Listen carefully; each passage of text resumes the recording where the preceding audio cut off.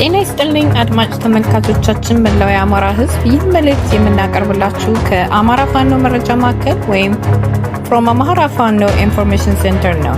መልእክቶቻችንንም እንደሚከተለው እናቀርብላችኋለን። መልካም ቆይታ። ሰላም ጤና ይስጥልኝ የአማራ ፋኖ መረጃ ማዕከል ቤተሰቦች በያላችሁበት ሰላማችሁ ይብዛ። ሰሞንኛ መረጃዎችን ይዘንላችሁ መተናል። ፋኖ ሚዲያዎች ነን።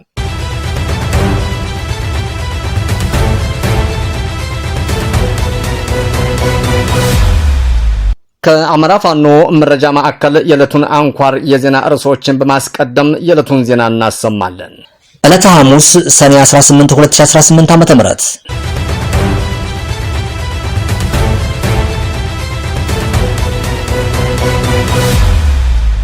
የሸዋ ጠቅላይ ግዛት አሳምነው እዝ ከሰምኮር ድል ተቀዳጀ።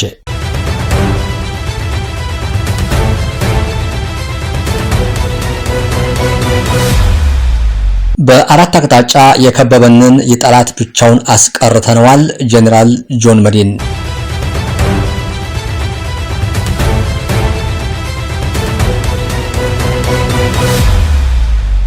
የጸሐፊ ትእዛዝ አክሊሉ ሀብተ ወልድ የፖለቲካ መኮንኖች ማሰልጠኛ ማዕከል የሶስተኛ ዙር ሰልጣኞችን አስመረቀ። ውድ የአማራ ፋኖ መረጃ ማዕከል አድማጮቻችንና ተመልካቾቻችን የዕለቱን ዝርዝር ዜናዎች በሚከተለው መልኩ ስለሚቀርቡ እንድትከታተሉን እንጋብዛለን።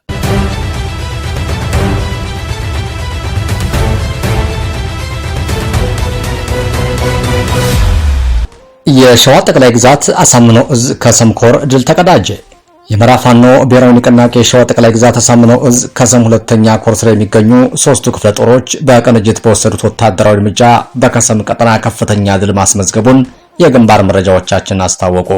ያገዛዙ ጥምር ጦር በ42 ተሽከርካሪዎች የተጫነ የሰው ኃይል በማጓጓዝ የፋኖን ሰራዊት እደመስሳለሁ በሚል ቀቢጸ ተስፋ በስድስት አቅጣጫዎች ተንቀሳቅሶ ነበር። ይሁን እንጂ ጀግናው ሰራዊታችን በደረሰው ቅድመ መረጃ መሰረት በሶስት አቅጣጫ ስልታዊ ጥቃት ሰንዝረውበታል። የቡልጋ ክፍለ ጦር፣ የነበልባል ክፍለ ጦርና የኃይለ ማርያም ማሞ ክፍለ ጦሮች ከክርሚት ተነስቶ ወደ ሰቃዎቹ አቅጣጫ ይጓዝ የነበረውን ኃይል በመክበብ ከፍተኛ ወታደራዊና ቁሳዊ ክሰራም እንዳደረሱበት የኮሩ ህዝብ ግንኙነት ክፍልም ገልጿል።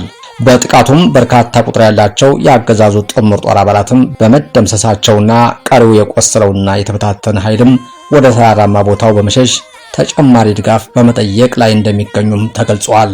የሸዋ ጠቅላይ ግዛት አሳምነው እዝ ከሰም ኮር ያደረሰበት ከባድ ምት መቋቋም ያቃተው ያገዛዙ ጥምር ጦር በአካባቢው በሚገኙ አራት ቀበሌዎች ማለትም በስቻት፣ በጎርፎ፣ በአክርሚትና በሰቃጫ ቀበሌ ላይ ጥቃትና ዘረፋን ፈጽመዋል። በእነዚህ ቀበሌዎች በሚገኙ አርሶ አደርና ነጋዴ መኖሪያ ቤቶችም፣ ሱቆችና ግሮሰሪዎች ላይም በከባድ መሳሪያ ዲሽቃ ተኩስ የተከፈተ ሲሆን ወርቅ፣ ልዩ ልዩ ጌጣጌጥ እንዲሁም የምግብ እህሎችን፣ ሽሮ፣ በርበሬ፣ ዘይትና ዱቄት መዘረፋቸውንም የአካባቢው ማህበረሰብ ጠቅሷል። በተጨማሪም በመንገድ ላይ የተገኙ ከ9 በላይ የቤት እንስሳዎች፣ ፍየሎች መታረዳቸውንም የኮሩ ህዝብ ግንኙነት በላከው የግንባር መረጃም አስታውቋል። በአራት አቅጣጫ የከበበንን የጠላት ብቻውን አስቀርተነዋል። ጄኔራል ጆን መዲን የህወሓት ጄኔራሎችና ወታደራዊ መኮንኖች የሚያሰሙት ዛቻና ፉከራ ቀጥሏል። የትግራይ ህዝብ ለጦርነት ድቤ ሊደለቃቸው ጆሮ ቢነፍጓቸውም በግድ በጦር ሜዳ ሊማግዱት በየአደባባዩ የናሸንፋለን ፉከራም እያሰሙ ነው። ከትግራይ ጦር አዛዦች መሃል አንዱ የሆኑት ጄኔራል ዮሐንስ ወልደ ጊዮርጊስ ጆን መዲን በወይን ሚዲያ በኩል የተለመደ ክስና የናሸንፋለን ፉከራም አሰምቷል። ጄኔራሉ በአራት አቅጣጫ የከበበንን ጠላት አሰላለፍ በጣጥሰን ብልጽግናን ብቻውን አስቀርተነዋል ሲሉም ተደምጠዋል። ትናንት ተባብረው የዘመቱብንን ኃይሎች በታትነን በቀጠናው አዲስ አስተላለፍ ፈጥረናል የሚሉት የጦር አዛዡ አልተቋጨም ያሉትን ህልውና ለማረጋገጥ እየተዘጋጀን ነው ብለዋል። ጠላቶቻችን ብዙ ነገር እያሰቡ ነው፣ ብዙ ነገር ደግሞ ይፈርስባቸዋል ሲሉም አክለዋል። ከፕሪቶሪያው ስምምነት በኋላ አዲስ የኃይል አስተላለፍ እንዲፈጠር አድርገናል የሚሉት ጄኔራሉ በ2013 ከጎረቤት ሀገራት እስከ ሀገር ውስጥ ኃይሎችም አስተባብሮ የዘመተበትን ጠላት ብቻውን አስቀርተን የራሳችን አስተላለፍ ፈጥረናል ብለዋል። በዚያን ጊዜ ተፈጥሮ የነበረውን እኛን የማጥፋት አስተላለፍ በትነን ከሀገር ውስጥና በምስራቅ አፍሪካ አዳዲስ ያስተላለፍ ለውጦች መፍጠር ችለናል ነው ያሉት። ጆን መዲን አዲስ አስተላለፍ ፈጥረናል የሚሉትም ጽምዶን ነው። በትግራይ ሴቶች ገላ ላይ የጦር ወንጀል ከፈጸሙት የሻዕቢያ ኃይል ጋር አብረው መሰለፋቸውንም እንደ ስኬት መጥቀሳቸውንም አስተዛዛቢ ሆኗል። ጀነራሉ ይቀጥሉና ይህ አስተላለፍ የትግራይ ህዝብ ለህልውናው በከፈተው ዋጋ የተፈጠረ አዲስ አስተላለፍ ነው ሲሉም ከጦርነቱ መቆም በኋላ የተፈጠሩ የጎራ ለውጦችም ባለቤትነት ለህወሓት ሰጥተዋል። በጦርነቱ ህልውናችን ማረጋገጥ ብቻ ሳይሆን አካባቢያችን በህልውናችን ላይ የሚፈጥረውን ተጽዕኖና ህልውናችንን ለማጥፋት የሚያደርጉትን መሰባሰብ በስኬት በትነናል ብለዋል። አሁን ላይ ደግሞ ፈጥረነዋል ያሉት የጠላት አስተላለፍ ለውጦች ተጠቅመው መመከት ላሉት ትግል ትልቅ አቅም ፈጥሮልናልም ብለዋል። የጸሐፊ ትእዛዝ አክሊሉ ሀብተ ወልድ የፖለቲካ መኮንኖች ማሰልጠኛ ማዕከል የሶስተኛ ዙር ሰልጣኞችን አስመረቀ። በአማራ ፋኖ ብሔራዊ ንቅናቄ ወሎ ቤተ አማራ ምኒልክ እዝ ስር የሚገኙ የጸሐፊ ትእዛዝ አክሊሉ ሀብተ ወልድ የፖለቲካ መኮንኖች ማሰልጠኛ ማዕከል የሶስተኛ ዙር ሰልጣኞችን በደመቀ ሁኔታ ማስመረቀ። ማዕከሉ የፖለቲካ መኮንኖችን አሰልጥኖ ያስመረቀ ከዙ 105ኛ ኮር የተውጣጡ የፋኖ አባላት ሲሆኑ ቁጥራቸው 27 የሚሆኑ እነዚህ የፖለቲካ መኮንኖች ከሚያዝያ 27 ቀን 2018 ዓ.ም እስከ ሰኔ 16 ቀን 2018 ዓ.ም ድረስ ለባለፉት 49 ቀናት ከፍተኛ ስልጣናቸውን ሲከታተሉ የቆዩ ናቸው። ተመራቂዎቹ በማዕከሉ ቆይታቸውም ከወሰዱት ሰፊ የንድፍ ሐሳብ ትምህርትም ባሻገር በምዕራብ ወሎ ቀጠና በተለያዩ አካባቢዎች እየተዘዋወሩ በርካታ ተግባራዊ የህዝብ ግንኙነትና የንቅናቄ ስራዎችን ሲያከናውኑ የቆዩ መሆናቸው ታውቋል። በአሁኑ ወቅት እየተካሄደ ያለውን የአማራ ህዝብ የህልውና ተጋድሎ በትጥቅ የተደገፈ የፖለቲካ ትግል መሆኑን ከግምት ውስጥ ማስገባት መሬት ላይ ከሚደረገው ወታደራዊ እንቅስቃሴ ጎን ለጎን በጠላት ላይ የሐሳብና የፕሮፓጋንዳ የበላይነትን መውሰድም እጅግ አስፈላጊ ነው። ይህንን ክፍተት ለመሙላትም ታስበው የሰለጠኑ የዛሬዎቹ ተመራቂ መኮንኖች የታላቁ የጀነራል አሳምነው ጽጌ ታሪካዊ ቃልና አደራ አንግበው ህዝብን የማስተማር የማደራጀት እንዲሁም የማታገል ከፍተኛ ኃላፊነትም ተጥሎባቸዋል። ተመራቂዎቹ በማሰልጠኛ ማዕከሉ በነበራቸው ቆይታ በተለያዩ ርዕሰ ጉዳዮች ዙሪያ የላቀ ግንዛቤ እንዲጨብጡ የተደረገ ሲሆን ከነዚህ መካከል ፖለቲካ፣ መንግስትና የመንግስት መሰረታዊ ግዴታዎች፣ ህገ መንግስት፣ ሀገረ መንግስትና ርዕዮተ ዓለም፣ የአማራ ብሔርተኝነት፣ የጦር ፕሮፓጋንዳና የፋኖነት ፍልስፍና፣ በትግሉ ሂደት የተስተዋሉ ተጨባጭ ችግሮችና መፍትሄዎቻቸው የሚሉትንም ያካተተ ጥልቅ ስልጠናም ወስደዋል። ከነዚህም በተጨማሪ ተመራቂ መኮንኖቹ በስልጠናቸው ማጠቃለያ ላይ በተግባር ህዝባዊ መኮንኖችን እንዲመሩና የሰራዊት ግንባታ ስራዎችን በብቃት እንዲሰሩ ተደርገው የተዘጋጁ በመሆናቸው ወደ ቀጣዩ የትግል ምዕራፍ ሙሉ ዝግጁነት ይዘው መሸጋገራቸውንም ማዕከሉ በኩራት አስታውቋል። በድል የታጀበ መስዋዕትነት። ባለፉት 3 ዓመታትም በጎንደር ክፍለ ሀገር የተካሄደው ተጋድሎ ለታሪካዊ የሚቀመጥ ነው። በዚህ ትግል ውስጥ አጼዎቹ ክፍለ ጦር፣ ጎንደር የበጋሻው ክፍለ ጦርና በጌምድር ክፍለ ጦር የቀጠናው ተጽዕኖ ፈጣሪዎች መሆን ያለ ረፍት ለዓመታትም ከአገዛዙ ጋር ሲፋለሙ የኖሩ አናብስቶች ናቸው። ማዕከላዊ ጎንደር ዞን 15 ወረዳዎችን የያዘ የክልላችን ትልቁ ዞን ቢሆንም ከነዚህ ውስጥም ወደ 10 የሚጠጉትም ወረዳዎች በዋናነት ተቆጣጥረው የሚንቀሳቀሱት ከነዚህ 3ቱ ጉምቱ ክፍለ ጦሮች ናቸው። የትግል ቀጠናዎች ማዕከላዊ ጎንደርን ከደቡባዊ ጎንደር በለሳና ፎገራ፣ ከሰሜን ወገራ፣ ከምዕራብ ደግሞ ጭልጋና ጣቆሳ ጋር የሚያዋስኑ ሰፊ ስትራቴጂካዊ መልክዓ ምድርም ተቆጣጥረው የሚንቀሳቀሱ ክፍለ ጦሮች ናቸው። ጎንደር ከተማ ባይባ፣ በአይንባና በጸዳና በአዘዞ በኩል የፋኖ ኃይል ሲገባ ስማቸው በግንባር ቀደምትነት የሚነሳው የእነዚህ ጀብደኛ ክፍለ ጦሮች ነው። አዘዞ ላይ ዋና ማዘዣ ጣቢያውን ያደረገው የአዛዡ እዝ ልዩ ትኩረት ሰጥቶ የሚዋጋቸው እነዚህ 3 ክፍለ ጦሮች መሆኑንም ለሀገሬው ግልጽ ነው።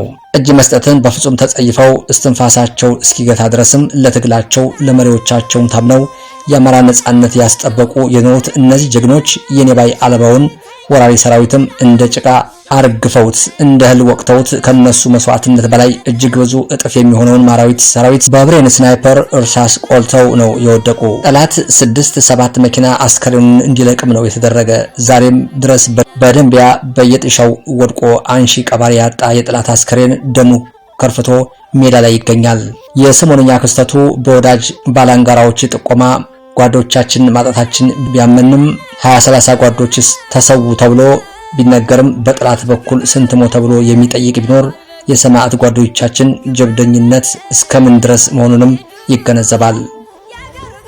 በስቦ ማስከዳት 8 የመከላከያ ሰራዊት አባላት 303ኛ ሳምነው ኮር ውስጥ ባሉ ክፍለ ጦሮች ውስጥ ተቀላቀሉ።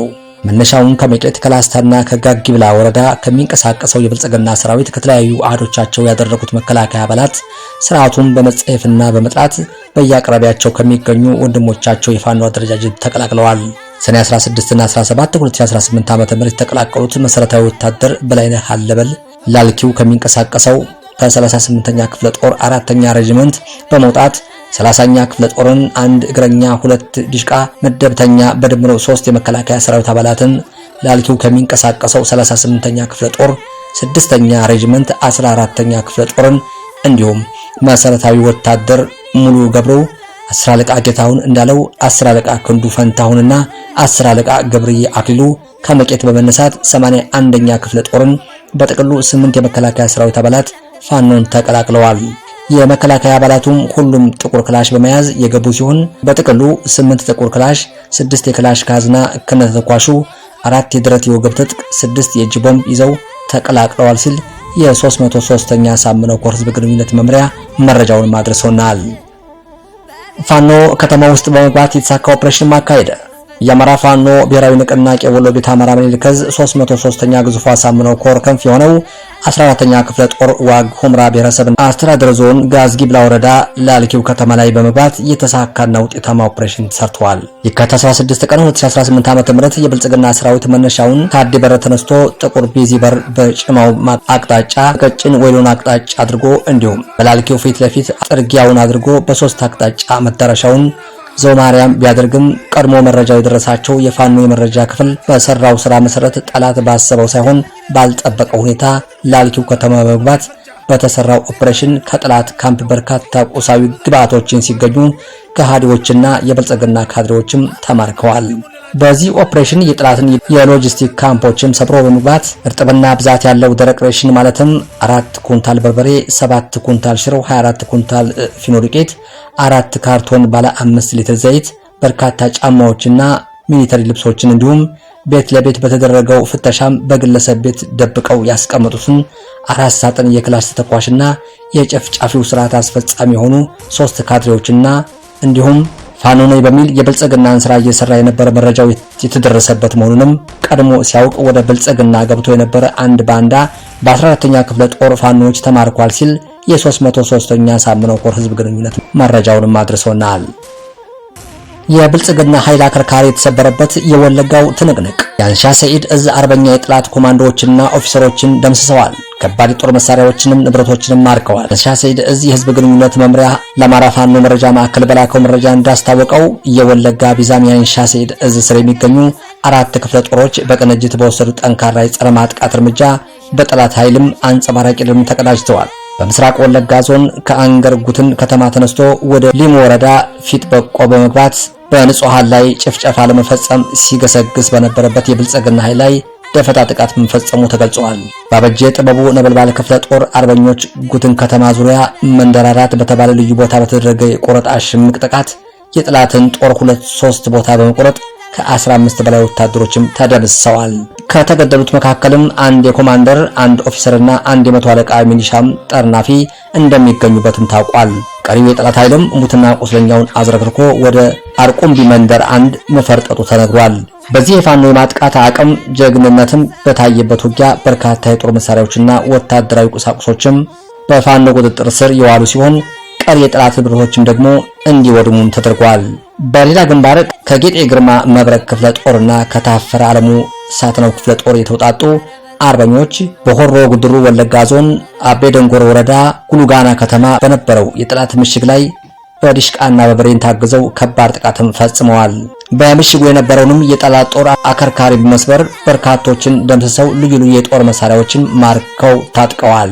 በተመሳሳይም በምስራቅ ወለጋ ዞን ጊዳ አያና ወረዳ ውስጥ ንጹሃን በመጨፍጨፍ ላይ በነበረው የጠላት ኃይል ላይ የአንገርጉትን ክፍለ ጦር አርበኞች በወሰዱት እርምጃ ቀጠናው ሙሉ በሙሉ ተቆጣጥሯል።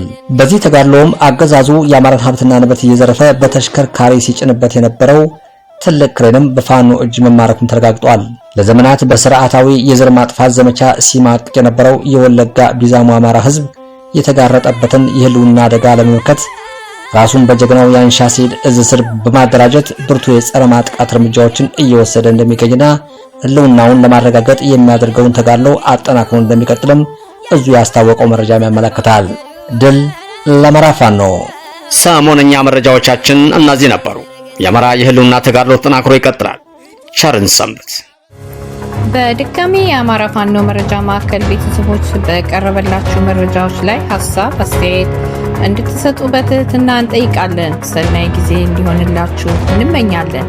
በተጨማሪ ላይክ፣ ሼር፣ ኮሜንት፣ ሰብስክራይብ እንድታደርጉልን በትህትና እንጠይቃለን። አመሰግናለሁ።